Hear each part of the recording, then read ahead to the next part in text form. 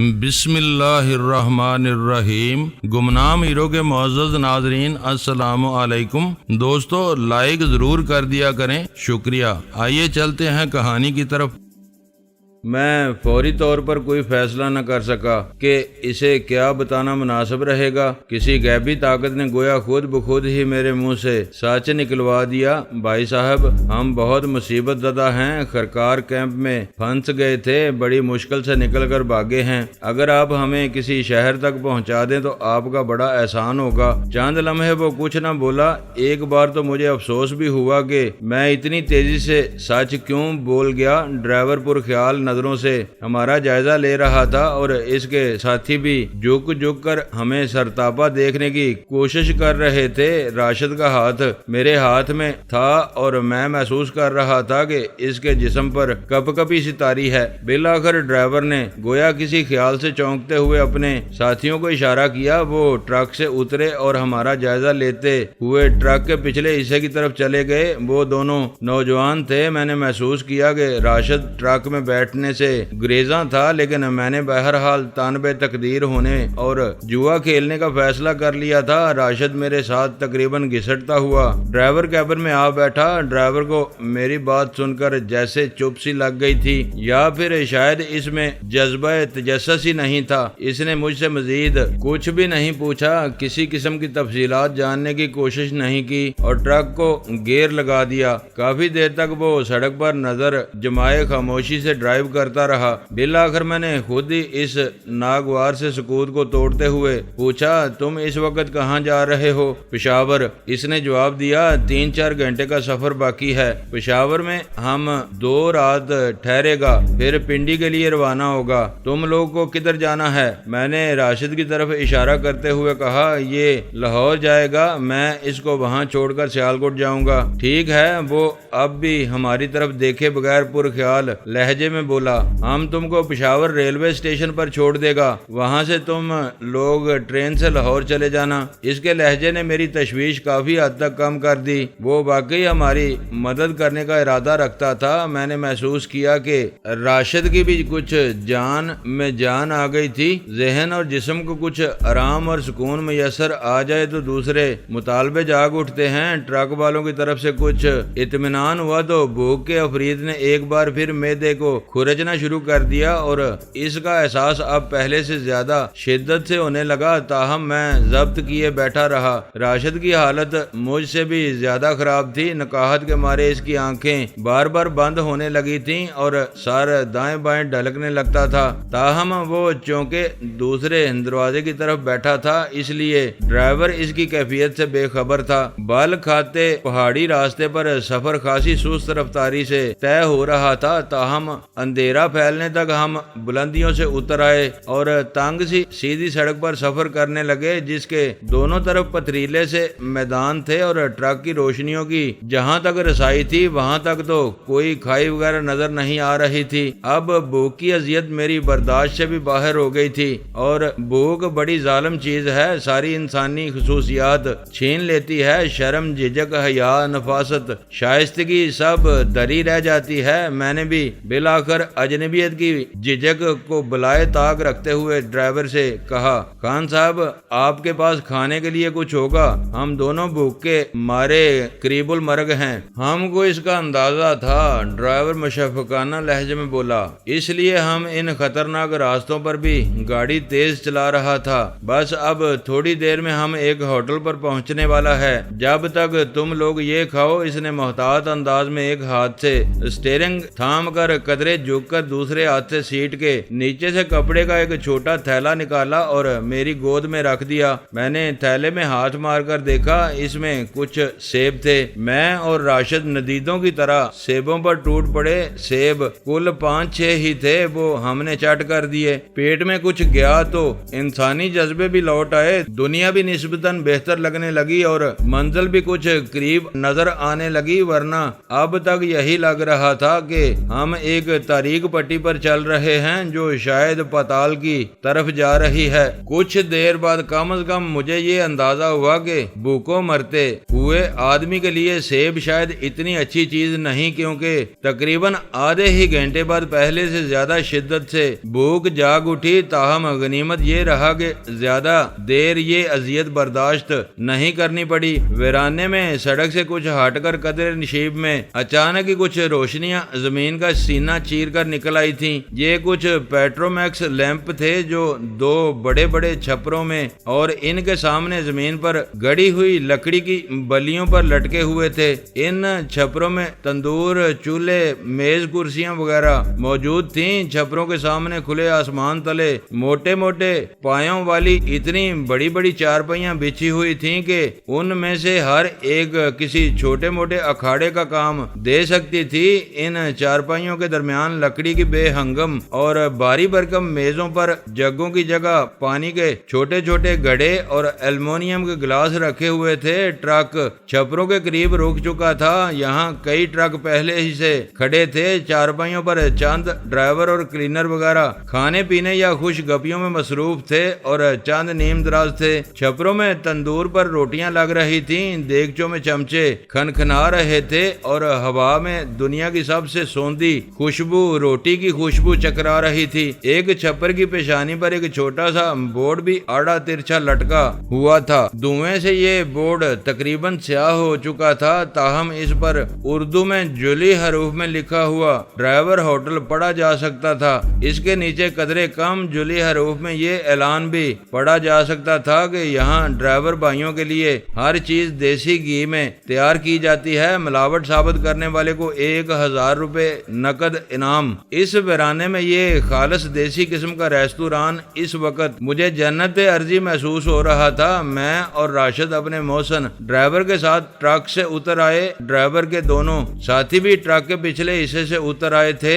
Driver ने गालबन दानिस्ता तौर पर एक ऐसी चारपाई बैठने के लिए मुंतखब की जिस पर रोशनी की सही तौर पर रसाई नहीं थी। मैं ऐसी ही जगह पर बैठना चाहता था। अगर हम रोशनी में बैठते तो इस माहौल में मेरी और राशिद की शिकस्ता हाली और अजनबियत हर एक को खटकती। शायद कोई हमारे मौसम ड्राइवर से सवालात ही करना शुरू कर देता, जबकि इस बंदा खुदा ने खुद हमसे कोई सवाल नहीं किया था। ड्राइवर ने सबके लिए फराख दिली से खाने का ऑर्डर दिया और कुछ देर बाद जब गरम गरम रोटियां और भुने हुए गोश्त की कड़ाही हमारे दरमियान रखी गई तो इसकी खुशबू से मुझ पर रेशा खत्मी की सी कैफियत तारी होने लगी। हाथ पांव कांपने लगे और एक लम्हे के लिए तो मुझे शुबा हुआ कि खुशी के मारे मैं कहीं बच्चों की तरह कलकारियां न मारने लगूं। बड़ी मुश्किल से मैंने अपने आप पर काबू रखा। अपने खाने की रफ्तार पर काबू रखने के लिए मुझे इससे भी ज्यादा जद्दोजहद करनी पड़ी। शुक्र है रोशनी कम होने की वजह से कोई मेरी हरकतों, सकनात और तासरात सही तौर पर नहीं देख पा रहा था, वरना शायद ये इसके लिए एक अजीबो गरीब नजारा होता। मसला सिर्फ ये नहीं था मुझे इस वक्त शदीद भूख लगी हुई थी, बल्कि एक वजह यह भी थी कि कितने ही दिन बाद मैंने ऐसे खाने की शक्ल देखी थी जिसे खाना कहा जा सकता था। ड्राइवर गालबन मेरी कैफियत को समझ रहा था। मुलायमत से बोला, थोड़ा हाथ रोक कर खाना, ऐसा हालत में जबकि तुम जरूर बहुत सारे फाके काट कर आ रहा है। एकदम डट कर खाने से तबीयत खराब हो जाता है, समझा। वैसे आगे तुम्हारी मर्जी। हमारा तुमको खाने से मना करने को दिल नहीं चाहता, लेकिन तुम्हारा फायदे के लिए बोलता है। बात इसकी दुरुस्त थी, ताहम इस पर अमल करने के लिए मुझे अपनी ऊँघती हुई कुव्वत इरादी को बड़ी मुश्किल से बेदार करना पड़ा। खाने के बाद कहवे का दौर चला जिससे मेरे हवास में चुस्ती आने के बजाय खुमार तारी हो गया। ड्राइवर ने अदायगी की और कुछ देर बाद हम उठकर दोबारा ट्रक में बैठकर चल दिए। वही ट्रक की गूं गूं, वही गर्दोपेश की वीरानी, वही बल खाती स्याह पट्टी से मुशाबा सड़क। धीरे धीरे गनूदगी मेरे जहन पर गालब आ गई। राशिद मुझसे पहले ही दरवाजे से टेक लगाए आड़ा तिरछा पड़ा सो रहा था और किसी बिल्ली की तरह खरखरा रहा था। मैं ना चाहते हुए भी इसी पर तकरीबन ढेर हो गया और जाने कब परियों के हंडोले में झूले लेता हुआ सो गया। मालूम नहीं कितनी देर सोते रहने के बाद मैंने महसूस किया कि कोई मुझे झंझोड़ रहा है। मैंने आंखें खोली, ड्राइवर मुझे और राशिद को झंझोड़ रहा था। हम दोनों आंखें मलते हुए सीधे होकर बैठ गए। ट्रक एक सड़क سڑک کے کنارے رکا ہوا تھا۔ سامنے ہی سال خوردہ سی اینٹوں کی ایک انابی دیوار نظر آ رہی تھی، جس میں ایک محرابی دروازے پر زرد اور کمزور سی روشنی بکھیرتا ہوا ایک بلب جھول رہا تھا۔ وہ سامنے ریلوے اسٹیشن ہے، ڈرائیور نے اشارہ کرتے ہوئے کہا۔ تم ادھر جا کر اپنا عطا پتہ کرو، ہمارا خیال ہے 1.5 گھنٹے بعد ایک گاڑی لاہور کی طرف روانہ ہوگا، تم لوگ اسی سے نکل جاؤ۔ پھر وہ اپنی صدری سے 100 کے 2 نوٹ نکالتے ہوئے بولا، بغیر ٹکٹ جانے کا کوشش مت کرنا، ورنہ اتنا مصیبت اٹھا کر بھی شاید 2-4 مہینے اور گھر نہ پہنچ سکو۔ جیل بھی خرکار کیمپ سے کم نہیں۔ میں نوٹ لیتے ہوئے ہچکچا رہا تھا، چنانچہ وہ اس نے میری میلی کچیلی قمیض کی جیب میں ٹھونس دیے۔ پھر جیسے اسے کچھ اور خیال آیا، سیٹ پر رکھی ہوئی طے شدہ 2 گرم چادریں اٹھا کر میری گود میں ڈالتے ہوئے بولا، تم لوگوں کا تو حلیہ اتنا خراب ہے کہ ٹکٹ ہونے کے باوجود تم کو کوئی آوارہ گرد یا چور اچکا سمجھ کر نہ پکڑ لے۔ تمہارا بات تو لوگ بعد میں سنے گا، اس لیے تم دونوں ایک چادر لپیٹے رکھنا، سردی سے بھی بچے گا اور یہ میلا کچیلا کپڑا بھی کافی حد تک چھپا رہے گا۔ میں نے غیر ارادی طور پر اس شخص کا ہاتھ تھام لیا اور گلوگیر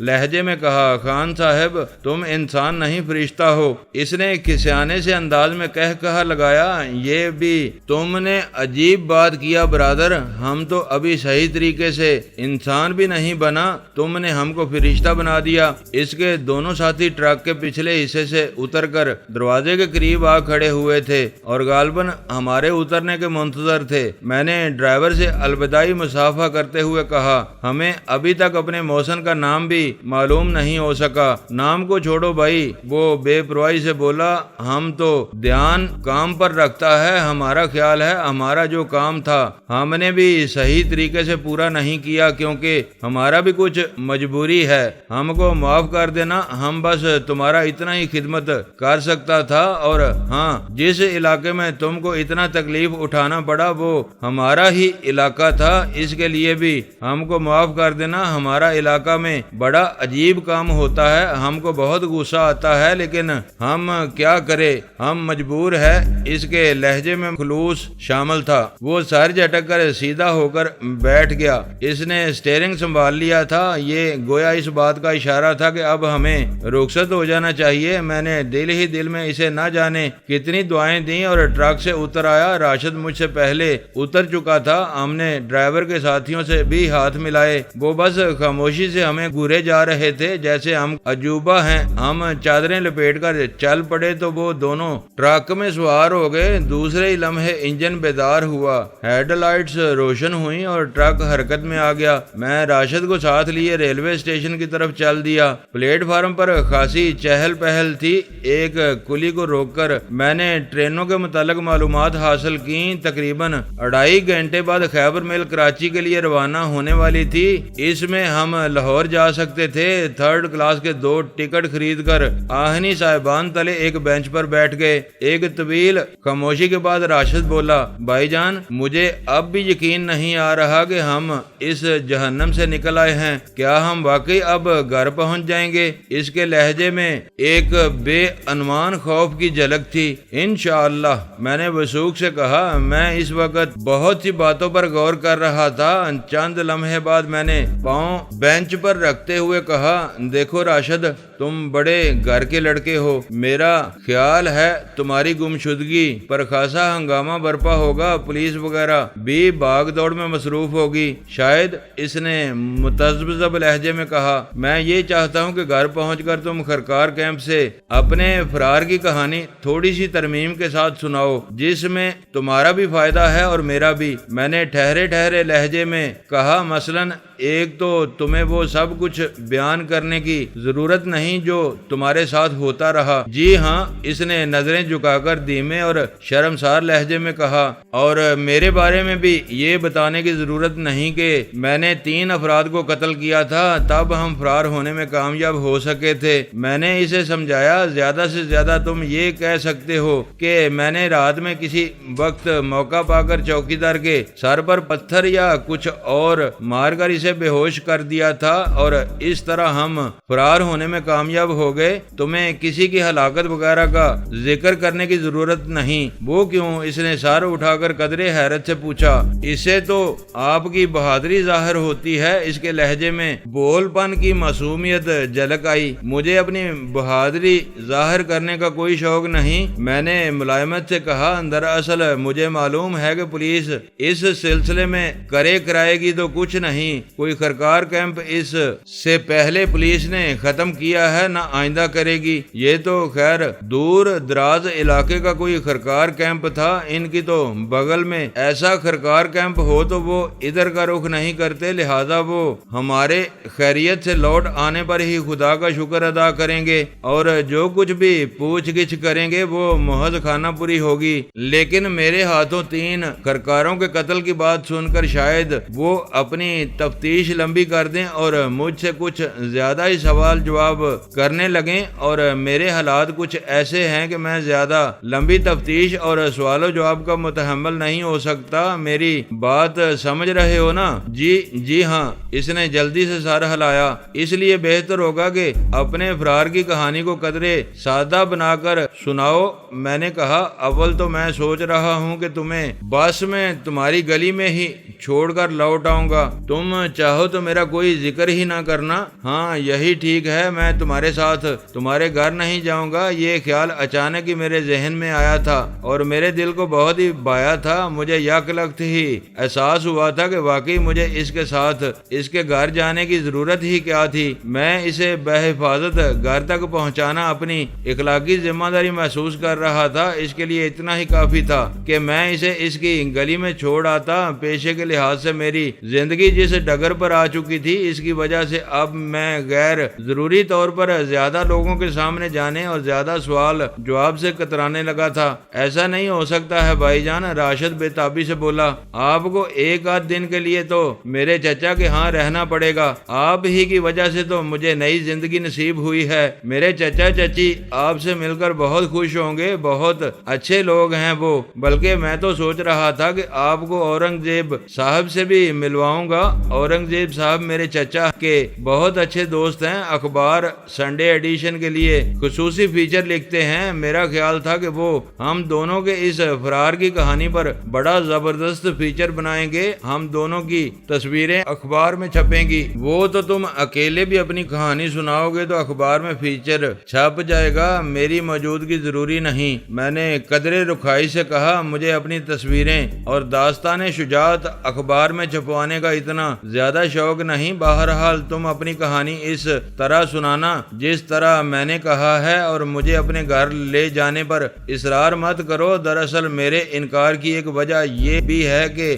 اگر میں تمہارے ساتھ گھر چلا گیا تو لمبا ہی چکر شروع ہو جائے گا، اور جس طرح تمہیں گھر پہنچنے کی جلدی ہے اسی طرح مجھے بھی ایک پل گزارنا مشکل ہو رہا ہے۔ میرے گھر والے بھی جانے کس قدر پریشان ہوں گے، کیا حال ہوگا ان کا، اور پھر مجھے تو تمہیں گھر پہنچانے کے بعد بھی کافی طویل سفر کرنا ہوگا۔ ان سب باتوں کو مد نظر رکھتے ہوئے تمہیں اسی طرح کرنا چاہیے جس طرح میں کہہ رہا ہوں۔ میں نے محسوس کیا کہ وہ ایک بار پھر اصرار کرنے کا ارادہ رکھتا ہے، اس لیے میں نے جلدی سے کہا، اور اگر تم میری بات ماننے کے لیے تیار نہیں ہو تو پھر ہم یہیں سے اپنا راستہ لیتے ہیں۔ تم خیبر میل سے لاہور چلے جاؤ، میں کوئی اور ٹرین پکڑ لوں گا جس سے مجھے اپنے علاقے کی طرف جانے میں آسانی رہے۔ راشد کا منہ اتر گیا، مردہ سی آواز میں بولا، اب اتنی بے رخی اختیار مت کیجیے۔ ٹھیک ہے، میں آپ کو گھر لے جانے پر اصرار نہیں کرتا، لیکن مجھے میرے گھر تک ضرور چھوڑ آئیے۔ تنہا تو مجھے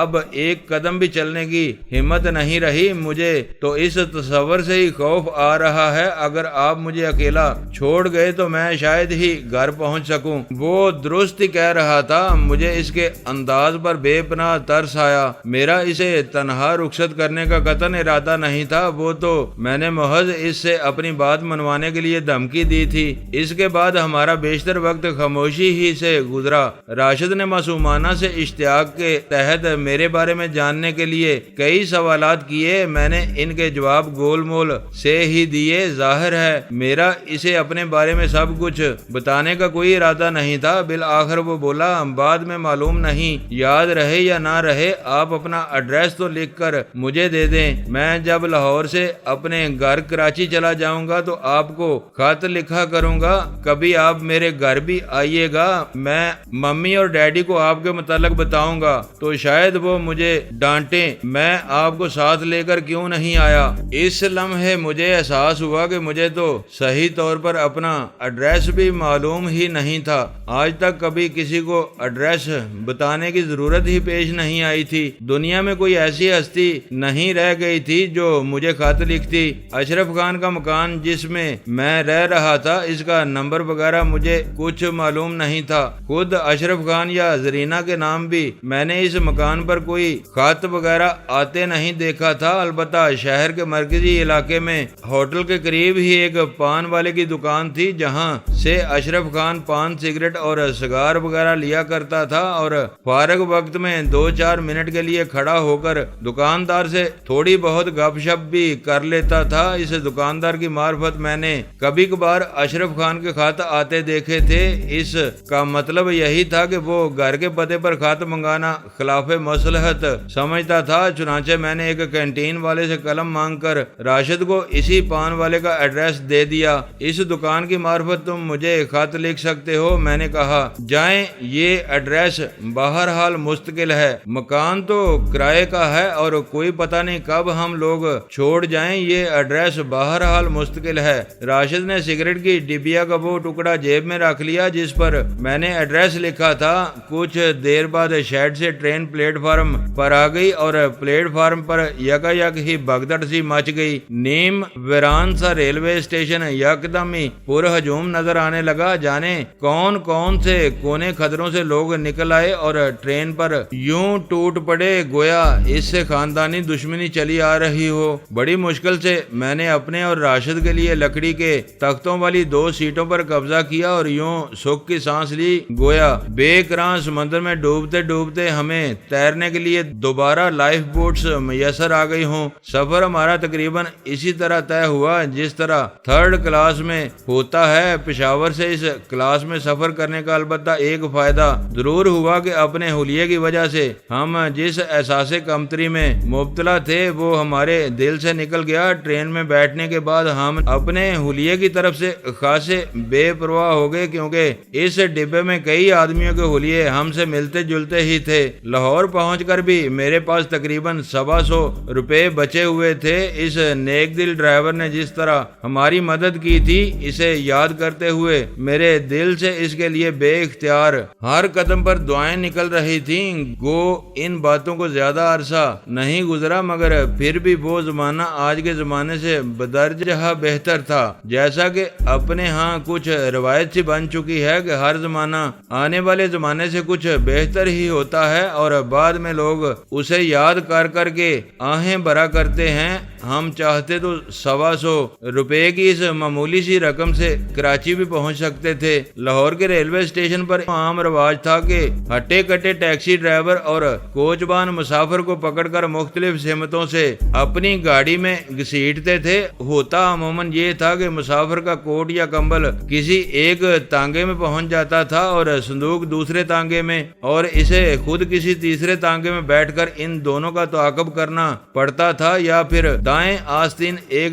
ٹیکسی ڈرائیور کے ہاتھ میں آ جاتی تھی اور بائیں آستین دوسرے کے ہاتھ میں، اور وہ دونوں انہیں فتح کے جھنڈوں کی طرح لہراتے اپنی اپنی ٹیکسی کی طرف دوڑ لیتے تھے، جبکہ مسافر کو کوئی تیسرا ہی ٹیکسی ڈرائیور کندھے پر اٹھا کر اپنی ٹیکسی کی طرف لے جاتا تھا۔ بات سے بات نکل آئی، میں یہ بتا رہا تھا کہ جب ہم ویٹنگ لاؤنج میں آئے تو ہمارے حلیے دیکھ کر ٹیکسی ڈرائیوروں نے ہمیں قطن لفٹ نہیں دی، البتہ تانگے والوں کے سامنے ہمیں پوری طرح سینہ سپر ہونا پڑا۔ تانگے میں جانے کے ہم متحمل نہیں ہو سکتے تھے۔ راشد نے مجھے بتا دیا تھا کہ اگر ہم نے تانگے میں بیٹھ کر اسٹیشن سے گلبرگ جانے کی کوشش کی تو شاید ہم اگلی صبح ہی پہنچیں گے۔ میں خود گو کہ لاہور سے ابھی صحیح طور پر آشنا تو نہیں تھا، لیکن چند چکر لگانے کے بعد اتنا اندازہ مجھے بھی ہو چکا تھا کہ کون سا علاقہ کس سمت میں ہے اور کہاں سے کتنے فاصلے پر ہے۔ باہر آ کر میں نے ایک ٹیکسی تلاش کی جس کا ڈرائیور کھڑکی میں کوہنی ٹکائے اونگ رہا تھا۔ یہ شخص یا تو کاہل الوجود تھا اور اس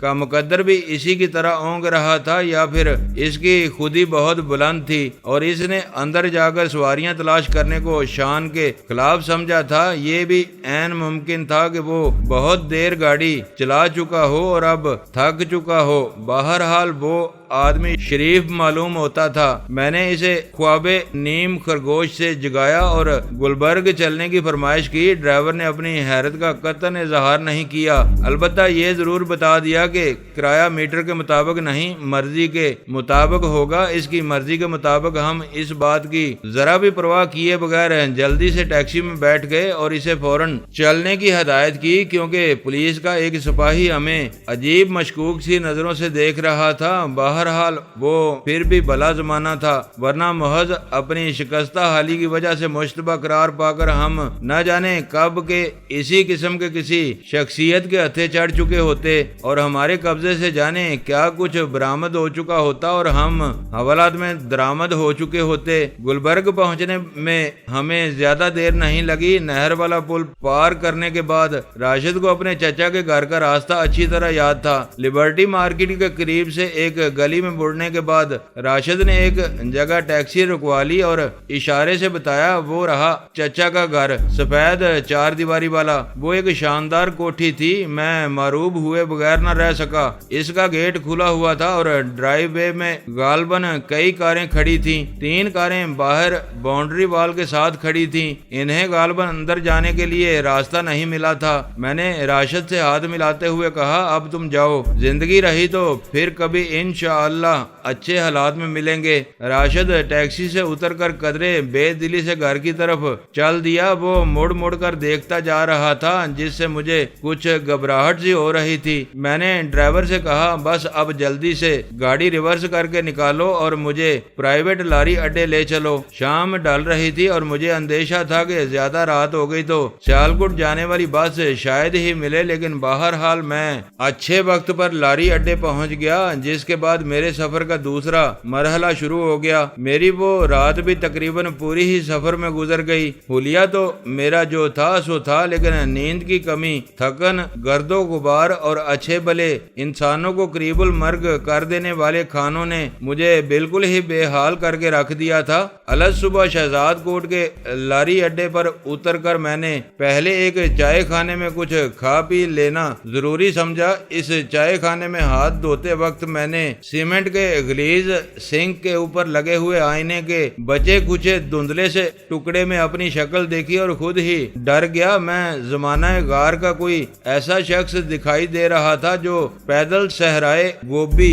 عبور کر کے آیا ہو۔ چائے خانے سے میں تقریباً 1 ماہ پرانے اور لکڑی کی طرح سخت کیک پیس چبانے میں ناکام ہو کر اور تارکول جیسی چائے حلق سے اتارنے میں کسی قدر کامیاب ہو کر نکلا تو طبیعت پہلے سے بھی زیادہ بدمزہ تھی۔ میں اپنے آپ کو کوستا رہا کہ ان چائے خانوں کی حالت سے واقف ہوتے ہوئے بھی خواہ مخواہ یہاں رکا جہاں اتنی خواری برداشت کی تھی۔ تھوڑی دیر اور تکلیف برداشت کر کے گھر پہنچ کر زرینہ کے ہاتھ سے بنی ہوئی کوئی لذیذ اور گرما گرم خوشبودار کافی پیتا۔ بے صبری انسان کو عموماً ذلیل ہی کراتی ہے۔ دوستو ویڈیو کو لائک ضرور کر دیا کریں۔ ISI پاک آرمی زندہ باد، پاکستان پائندہ باد۔ معزز ناظرین اپنا خیال رکھیے گا اور اپنے اس چینل کا بھی شکریہ۔